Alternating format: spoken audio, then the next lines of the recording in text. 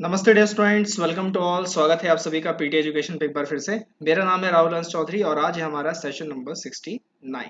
तो अपने 69वें सेशन पे है हम। सबसे पहले हम बात करेंगे एयर क्वालिटी नॉर्म्स को लेके। तो वर्ल्ड हेल्थ ऑर्गेनाइजेशन ने कुछ अपने एयर क्वालिटी को लेके पैमाने को चेंज किया है। भारत के लिए भी बहुत ही ज़्यादा चिंता का विषय है। क्यों है ये चिंता का विषय, ये हम देखेंगे। दूसरा हम बात करेंगे एरोमा मिशन से रिलेटेड। एरोमा मिशन या फिर आप कह सकते हैं पर्पल रेवोल्यूशन। तो पर्पल रेवोल्यूशन को आप समझेंगे आज। थर्ड हम बात करेंगे PDP bill, personal data protection bill 2019। Pegasus के बाद बहुत ज़्यादा इंपॉर्टेंट हो जाता है। 2019 से पेंडिंग है, 2021 भी खत्म होने जा रहा है। लगभग लगभग अब 3 महीने के आसपास ही बचे हैं इस साल को खत्म होने में। तो पर्सनल डेटा प्रोटेक्शन बिल, इसमें हलचल हुई है। जॉइंट पार्लियामेंट जो कमेटी है उसने इसको लेके कुछ चीज़ें तैयार की हैं, उस पर बात करेंगे।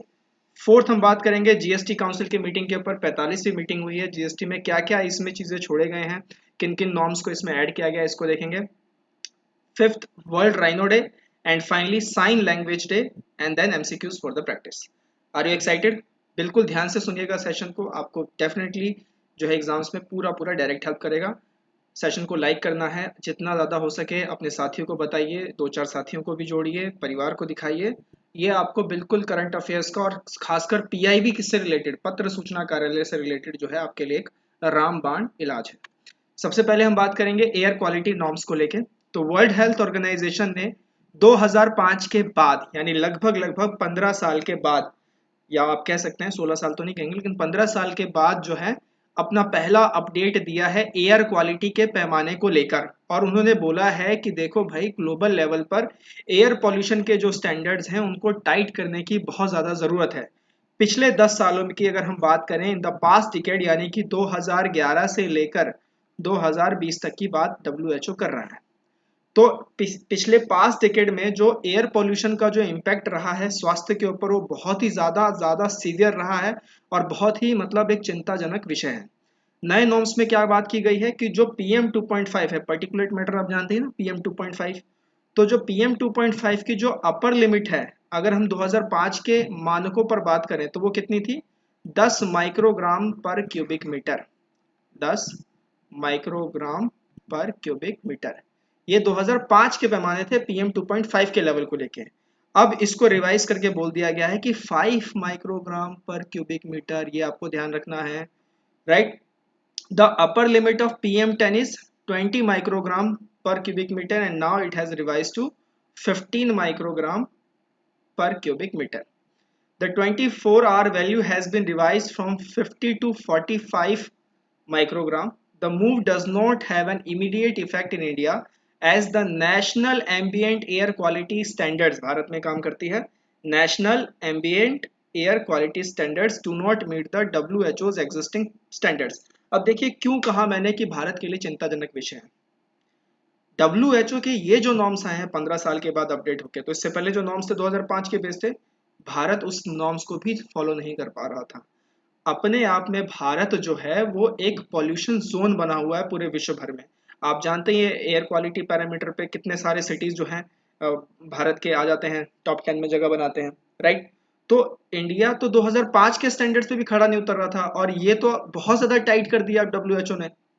तो ये जो स्टैंडर्ड्स बनाए हैं, ये जो नॉर्म्स बनाए हैं, इस पे आना तो बिल्कुल ही मुश्किल है, right. So it is just like a low hanging fruit for India, right. The government has a dedicated national clean air program that aims for 20% to 30% reduction in particulate matter concentrations by 2024 in 122 शहर, keeping 2017 as the base year। तो ये सब तो काम कर रहा है। अगर एनसीएपी के भी ये टारगेट आप देखें, जो टारगेट लिया है कि 20 से 30% का रिडक्शन, बहुत पीछे है, बहुत पीछे है। 60-70% से नीचे गिराना है इसे। और ये एनसीएपी का जो 2024 का टारगेट है, ये खुद ही 20 से 30% आ रहा है। तो बहुत ही मतलब कठिन रहा है पनघट की, राइट। अगर हम NAQS की बात करें, यानी कि national ambient air quality standards की हम बात करें, तो these are the standards for the ambient air quality setup by the central pollution control board, CPCB द्वारा जो है इसको तैनात किया गया था। CPCB has been the conferred this power by the air prevention and control pollution act 1981। साथ ही साथ इसमें 12 पॉल्यूटेंट्स को जो है एयर क्वालिटी के लिए शामिल किया गया है। लगे हाथों अगर हम बात करें एनसीएपी को, यानी नेशनल क्लीन एयर प्रोग्राम, तो 19 में इसे लॉन्च किया गया था by MoEFCC। It is the first ever effort in the country to frame a national framework for air quality management with a time bound reduction target. इसका पूरा मकसद क्या है एनसीएपी का, इस प्रोग्राम का, कि PM10 या फिर PM2.5 जैसे जो फाइन पार्टिकल्स हैं इनके कंसंट्रेशन को कट आउट करना अगले 5 सालों में कम से कम 20% और गिराना कितना है 60 से 70%। तो बहुत दूर है हमें भी, right. The plan includes 102 non attainment cities across 23 states and union territories which were identified by the Central Pollution Control Board on the basis of their ambient air quality data between 2011 and 2015। Right, तो air quality के norms को आपको याद रखने की जरूरत है दोस्तों।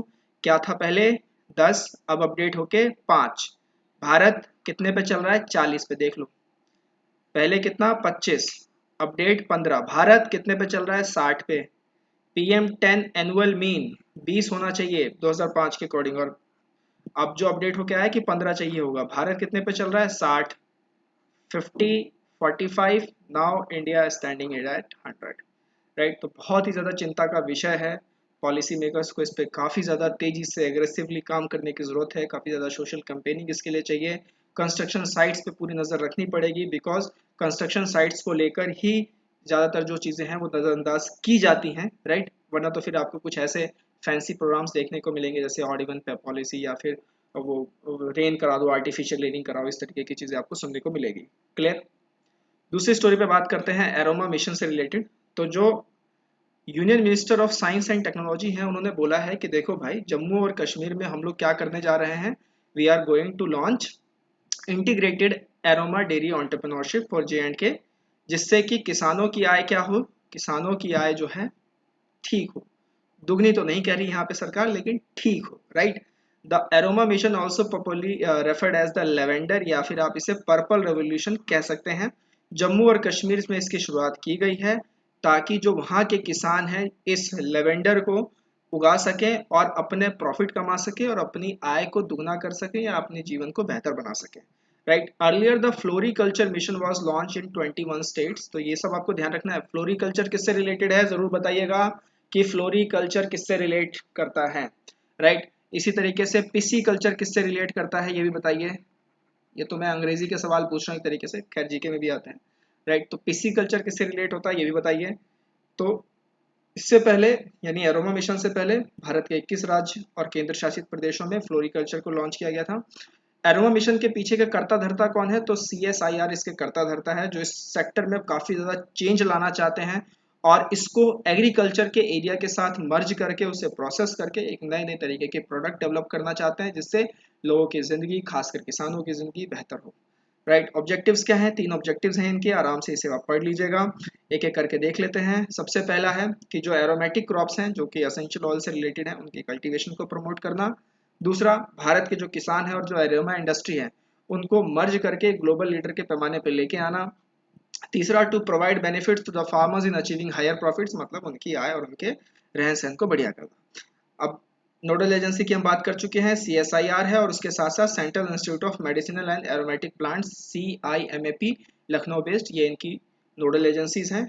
ये सारे के सारे कहाँ पर, मतलब किस किस रीजन में काम कर रहे हैं, विदर्भ, बुंदेलखंड, गुजरात, मराठवाड़ा और राजस्थान, आंध्र प्रदेश, उड़ीसा और कुछ अन्य राज्य हैं जिसमें सारे काम देखे जा रहे हैं। इसका सेकेंड फेज जो है वो फरवरी 2021 में लॉन्च किया गया था, जिसका नाम था एरोमा मिशन फेज 2, और ये भी कहाँ पे, जम्मू की तरफ जो है इसको अनाउंस किया गया था। क्लियर है दोस्तों। तो एरोमा मिशन से जो थोड़ी बहुत जानकारी थी ये आपको समझनी पड़ेगी, पर्पल रिवोल्यूशन वगैरह को ध्यान रखिएगा, एग्जाम के हिसाब से इंपॉर्टेंट हो सकता है। तीसरे पे हम आते हैं, बहुत ही ज्यादा important news, personal data protection bill 2019। पहले भी हम इस बिल पे बात कर चुके हैं। हाल फिलहाल जो ज्वाइंट पार्लियामेंट्री कमेटी है, कौन सी committee, JPC, joint parliamentary committee, उन्होंने पर्सनल डेटा प्रोटेक्शन बिल को क्या किया है, डिस्कस किया है, right, and reappoint it for consultations, और लोगों के सुझाव फिर से मांगे हैं, मतलब आपस में सुझाव फिर से मांगे हैं। इसको पहले किस नाम से आता था, तो this commonly known as a privacy bill and intends to protect the individual rights by regulating the collection, movement and processing of data that is personal or which can identify the individual।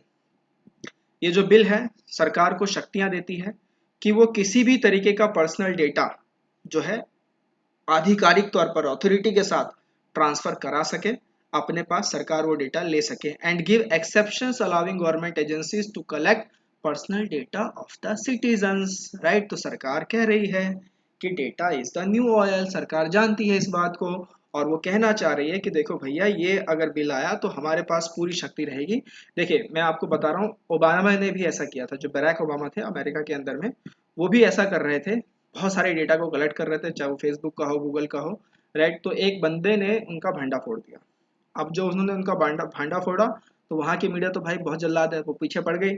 आप ऐसा कैसे कर सकते हैं? जो बड़ी बड़ी companies थी, बिग टेक, वो भड़क गई कि आप तो ऐसे मतलब हमारे कस्टमर्स के साथ जो हमारे रिलेशंस है, कस्टमर रिलेशन मैनेजमेंट, CRM, इसको आप खराब करना चाह रहे हैं, हम रेवेन्यू कैसे कमाएंगे, वगैरह वगैरह सारी बातें।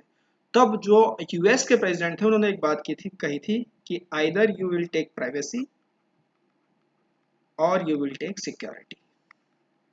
अगर आप सिक्योरिटी चाहते हैं कि आप पे टेररिस्ट अटैक्स ना हो, आप सिक्योर रहें, तो आपको अपनी प्राइवेसी गिव अप करनी पड़ेगी, और अगर आपको प्राइवेसी चाहिए तो सिक्योरिटी हम दे नहीं सकते। ये उनके शब्द थे जो उन्होंने मीडिया में आके बोले थे। और जो इंसान जिन्होंने इस ये पूरे मतलब कारनामे को जिन्होंने लीक किया, उस बंदे का नाम था एडवर्ड स्नोडेन, जो रशिया चले गए। क्लियर। अब इस बिल की अगर हम बात करें तो ये भी कुछ इसी तरीके की बिल है। सरकार भी, भारत सरकार का भी यही स्टांस है। जो बिल है, इसमें 3 कैटेगरी बनाई गई है पर्सनल डेटा को लेके। सबसे पहले है पर्सनल डेटा, राइट, जैसे कि आपका नाम, एड्रेस, जाते ना फेसबुक पे लॉगिन वगैरह करते हैं। दूसरा सेंसिटिव पर्सनल डेटा, जैसे आपके हेल्थ रिलेटेड, आपका सेक्सुअल ओरिएंटेशन, आपके बायोमेट्रिक, आपका यानी कि जेंडर स्टेटस, आपके कास्ट, रिलीजियस बिलीफ, ये सारे आपके सेंसिटिव डेटा है। और फिर तीसरा आता है critical personal data, right. Critical personal data जो कि किसी भी देश की नेशनल सिक्योरिटी के लिए काफ़ी ज़्यादा अहमियत रखता है, सो क्रिटिकल है काफ़ी। तो इस तरीके से इस बिल में 3 तरीके के डेटा को देखा गया है। It removes the requirement of data mirroring in case of personal data. Only individual consent for data transfer abroad is required. It mandates data fiduciaries. अब डेटा फिडिशरीज क्या होती है? जो सर्विस प्रोवाइडर आपसे डेटा ले रही है। जैसे मान लीजिए आप फेसबुक पे जा रहे हैं, तो फेसबुक आपसे डेटा ले रही है ना, तो फेसबुक आपके लिए डेटा फिडिशरी हो गई। It mandates data fiduciaries to provide the government with any non-personal data when demanded। तो सरकार जब चाहे और जैसे भी चाहे और जहां भी चाहे, अगर वो डेटा फिड्यूसरी से बोलते हैं कि लाओ भाई डेटा दो, नॉन पर्सनल नहीं होना चाहिए, लाओ दो, ठीक, तो उनको देना पड़ेगा। अब नॉन पर्सनल डेटा का यहाँ पे क्या मतलब है? देखिए यही होता है कानून के अंदर में, कीवर्ड्स कुछ ऐसे रखे जाते हैं कि बाईपास करके निकल सकते हैं। अब इसमें दोनों साइड, दोनों पहलू होते हैं कि आप उसमें सरकार को फंसा भी सकते हैं और सरकार उस वर्ड्स का इस्तेमाल करके निकल भी सकती है।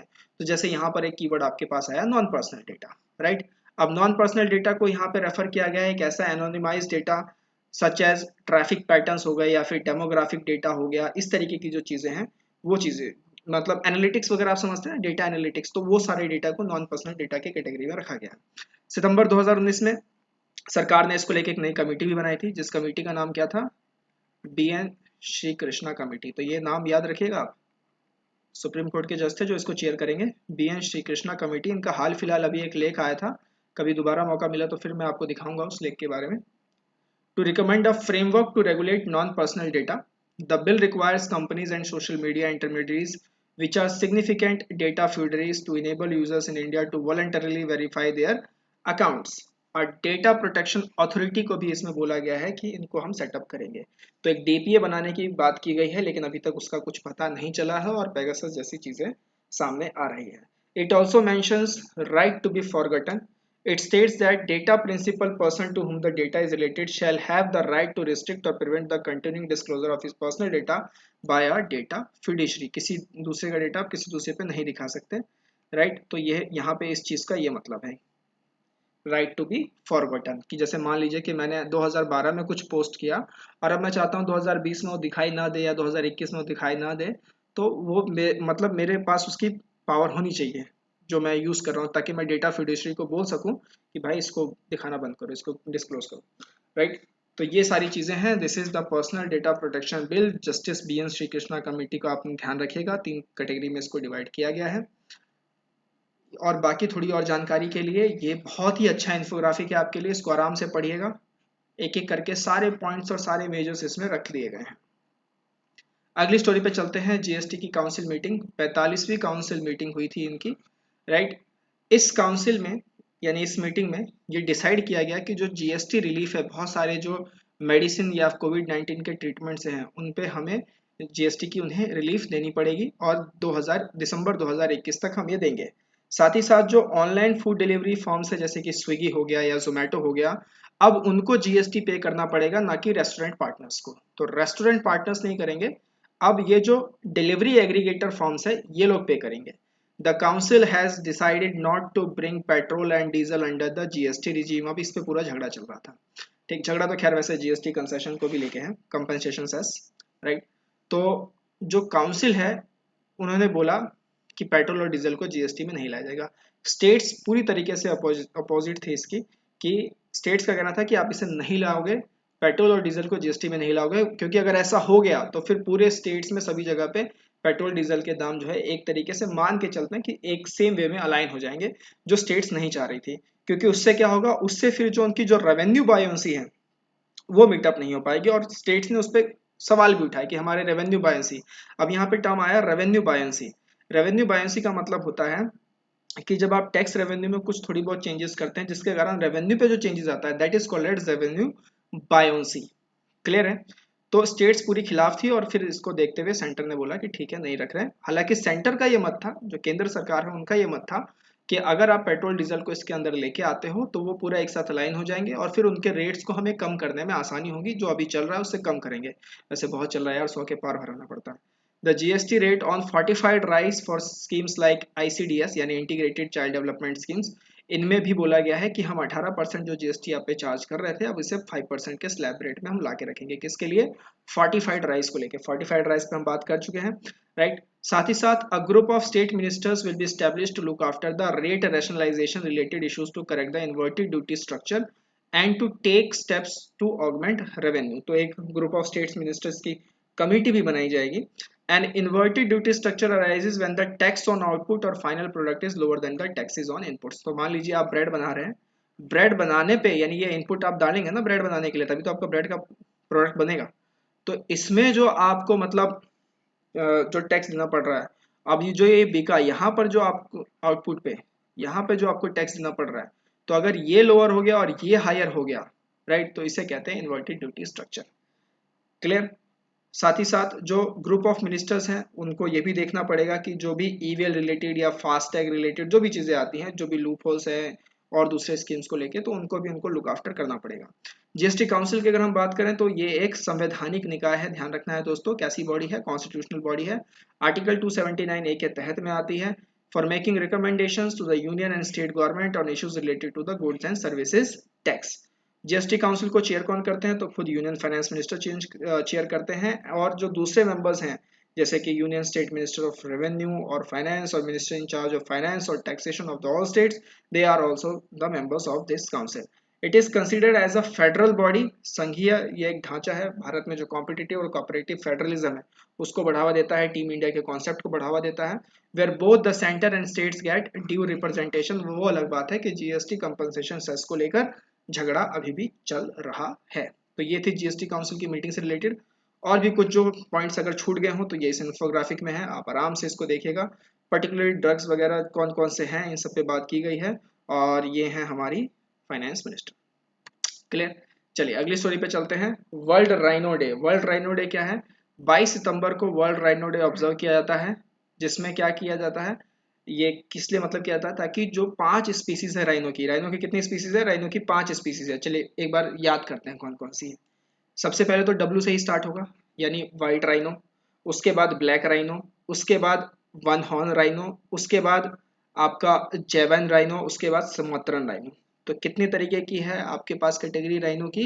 5 कैटेगरी है दोस्तों। कौन कौन सी? Sumatran, black, one horn, Javan, white.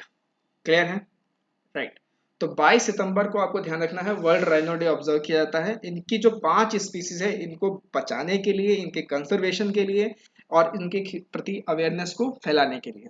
पहली बार इस तरीके का डे किसने अनाउंस किया था? तो लगे हाथों ऑर्गेनाइजेशन का नाम ध्यान रखिएगा, World Wild Life Fund, WWF, South Africa in 2010। The species of rhinoceros are on the verge of extinction due to persistent poaching and habitat loss over several decades. There are 5 species of rhino: white, black rhinos जो कि Africa में है, one horn, जावान and सुमत्रो राइनास जो कि Asia में है। अगर हम इनकी आईयूसीएन स्टेटस को देखें तो जो व्हाइट राइनो है वो नियरली थ्रेटेंड है, ब्लैक राइनो क्रिटिकली एंडेंजर्ड है, वन हॉर्न राइनो जो है वो वल्नरेबल है, जेवन राइनो जो है वो क्रिटिकली एंडेंजर्ड है और सुमात्रा राइनो जो है वो भी क्रिटिकली एंडेंजर्ड है। इस बार का थीम क्या था? Keep the five alive, right. Theme क्या था दोस्तों? Keep the five alive. जो मेन ऑब्जेक्टिव है वो क्या है? इनको पूरी तरीके से संरक्षण देना, इनके जो एक्सपेंशन, डिस्ट्रीब्यूशन, इनकी रिसर्च, इनकी मॉनिटरिंग, इन सब चीज़ों से रिलेटेड जो था ये पूरा इनका जो है ऑब्जेक्टिव रहता है। वन हॉर्न राइनो की अगर हम बात करें तो इसे हम इंडियन राइनो भी कहते हैं, ये आपको ध्यान रखना है। ये इन सभी प्रजातियों में सबसे बड़ा राइनो होता है। It is identified by a single black horn and a grey brown hide with skin folds. India is home to the largest number of great one horn rhinoceros in the world. ये primarily कहाँ पर क्या करते हैं? Primarily ये लोग चरते हैं, इनके जो डाइट है वो सारे घास वगैरह पत्ते वगैरह से आते हैं, राइट। ये सब है। कुल मिला के भारत में कितने राइनो हैं? तो 2600 राइनो है and the largest abode of rhino is in India. Clear? With more than 90% of population. कहाँ पर है ये? आसाम के काजीरंगा नेशनल पार्क में है। भारत में राइनो जो है वो कहाँ कहाँ पाए जाते हैं? तो अगर मैं आसाम में बात करूं तो काजीरंगा में पाए जाते हैं, पवित्रा में पाए जाते हैं। पवित्रा बेसिकली वाइल्ड लाइफ सेंचुरी है। औरंग नेशनल पार्क में, मानस नेशनल पार्क में, तो आसाम में तो यहाँ मिलते हैं। साथ ही साथ अगर वेस्ट बंगाल में बात करूं तो जल्दपारा नेशनल पार्क या फिर गोरुमारा नेशनल पार्क, और उत्तर प्रदेश में दुधवा टाइगर रिजर्व। तो यहाँ पर जो है वो वन हाइनो वगैरह यानी जो राइनोसोरस वगैरह वो यहाँ देखे जाते हैं। भारत ने अपनी तरफ से एक प्लान भी लॉन्च किया हुआ है, इंडिया राइनो विजन 2020। और भी थोड़े से प्लान है लेकिन अभी हम इसको ही ले लेते हैं। It was an ambitious effort to attain a wild population of at least 3000 greater one horn rhinos spread over 7 protected areas in the Indian state of Assam by the year 2020। Clear है? तो यह है विश्व राइनो दिवस 22 सितंबर। ध्यान रखना है, theme याद रखेगा, कीप द फाइव अलाइव। तो एक बार पांचों के नाम फिर से कमेंट थ्रेड में लिख दीजिए और इनमें सबसे बड़ा कौन सा होता है ये भी बता दीजिए, राइट। हम चलते हैं अपनी आज की आखिरी स्टोरी के ऊपर, साइन लैंग्वेज डे। तो इसका संदर्भ क्या है? तो भारत में जो sign language research training centre है ISLRTC, ये अपने आप में एक स्वायत्त निकाय है यानी ऑटोनोमस बॉडी है। और ये किसके लिए काम करती है? तो जो दिव्यांगजन होते हैं उनके एम्पावरमेंट के लिए काम किया जाता है साइन लैंग्वेज डे। कौन से मंत्रालय के तहत आते हैं? तो ministry of social justice and empowerment के तहत ये आते हैं। हर साल 23 सितंबर को साइन लैंग्वेज डे जो है वो ऑब्जर्व किया जाता है। यूनाइटेड नेशन ने 23 सितंबर को डिक्लेयर किया था कि हम इसे इंटरनेशनल साइन लैंग्वेज डे के तौर पर ऑब्जर्व करेंगे। और ISLRTC यानी कि Indian science language research and training centre इसको हर साल सेलिब्रेट करता है। To sensitize the general public about the importance of Indian sign languages and the information and the communication accessibility for persons with hearing disabilities, sign language not only plays an important role in educating people but also in is vital in creating employment and vocational training for persons with hearing disabilities, right. तो कुछ कुछ main बातें हैं, जैसे कि इसमें centre ने अभी एक डॉक्यूमेंट्री भी लॉन्च की थी कि भारत में जो ये साइन लैंग्वेज है उसकी जर्नी क्या रही, और fourth Indian sign language competition 2021 इसके भी विजेता को घोषित किया कि क्या क्या मिला। तो कहीं ना कहीं इसको मतलब प्रमोट करने की बात की जाती है। हमें जो मतलब एग्जाम के पॉइंट ऑफ व्यू से ध्यान रखना है वो ये डेट ध्यान रखनी है कि 23 सितंबर sign language international sign language day, declared by whom? Declared by United Nations. Clear है? और भारत की तरफ से कौन सी बॉडी काम कर रही है? Indian science language research and training centre इसके लिए काम कर रही है। कैसी बॉडी है? तो अपने आप में एक ऑटोनॉमस बॉडी है। क्लियर है दोस्तों? एक बार फिर से हम सारे कॉन्सेप्ट्स को देख लेते हैं, सारी स्टोरीज को देख लेते हैं। सबसे पहले हमने बात की बहुत ही important air quality norms WHO को लेके, एरोमा मिशंस या फिर पर्पल रेवोल्यूशंस आप कह सकते हैं। Then we talk about personal data protection bill, और देखा हमने BN श्री कृष्णा कमेटी को। GST काउंसिल मीटिंग 45th हुई थी अभी हाल फिलहाल में, and World Rhino Day, and finally International sign language Day. Clear है? चलिए अब चलते हैं MCQs की तरफ। आज के आपके लिए 5 सवाल, सॉरी माफ कीजिएगा, 3 सवाल आपके लिए रेडी कर दिए गए हैं। पहला सवाल FSSAI से रिलेटेड है, वीडियो को पॉज कीजिए, सवालों को पढ़िए, हम इसके जवाब जो है आपको अगले सेशन में देंगे। दूसरा सवाल सेंट्रल विजिलेंस कमीशन से रिलेटेड है, आराम से पढ़िए, अपने आंसर्स को लॉक कीजिए, पार्टिसिपेशन रेट अच्छा रखिए। तीसरा कि शिशु लोन में जो मुद्रा योजना के तहत आता है इसमें मैक्सिमम लोन लिमिट कितनी है। कल के जो हमने 3 सवाल लिए थे उसका आंसर देने का समय आ गया है। उदयगिरी केव्स कहां पर लोकेटेड है? सो they are located in Madhya Pradesh. दूसरा, ह्यूमन कैपिटल इंडेक्स ये कौन पब्लिश करता है? तो ये पब्लिश करती है World Bank, that is option B. तीसरा, प्रधानमंत्री कौशल विकास योजना PMKVY, ये किस मिनिस्ट्री द्वारा इम्प्लीमेंट की गई? तो वो इम्प्लीमेंट की गई ministry of skill development and entrepreneurship, MSDE। Clear है? पीटी के सब्सक्रिप्शन कोर्सेज ऑन है दोस्तों, एनरिच कंटेंट है, रेगुलर स्टडी है, आइए खुद को एनरोल कीजिए, दोस्तों को भी कराइए। साथ ही साथ बहुत अच्छे अच्छे प्यारे प्यारे कोर्सेज हैं आपके लिए, 1 ईयर कोर्सेज हैं, सिविल सर्विसेज की परीक्षाओं के लिए वन स्टॉप सॉल्यूशन है आपके पास, और ये आपके लिए पूरा रामबाण इलाज है। सिविल तपस्या पोर्टल, इस पे आपको मिलेगा स्टडी मटेरियल, करंट अफेयर्स के रेगुलर अपडेट, द हिंदू के regular analysis, downloadable PDF, UPSC की पास्ट ईयर्स की एग्जाम पेपर के analysis and tons of MCQs for practice. Right, तो अभी विजिट कीजिए अगर विजिट नहीं किया है, दोस्तों को भी कराइए, लिंक इसमें दिए रखा है, डिस्क्रिप्शन बॉक्स में भी है। बने रहिए हमारे साथ, हम इसी तरीके से आपसे मिलेंगे। टिल देन टेक केयर, नमस्ते, जय हिंद।